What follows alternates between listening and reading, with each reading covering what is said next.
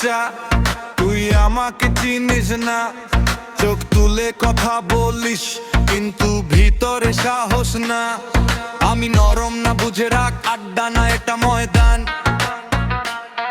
ভুল পথে পা বাড়ালে তোর মুখে পড়বে অপমান। তোর বড় বড় কথা শুনলে হাসি পায়, আমি একবার সামনে এলে তোর গরলা শুকায়। ভাবিস নিজের কি এখানে তোর কদর নাই? তুই যে আগুন দেখাস ওটা ধোঁয়া আগুন, তাই না?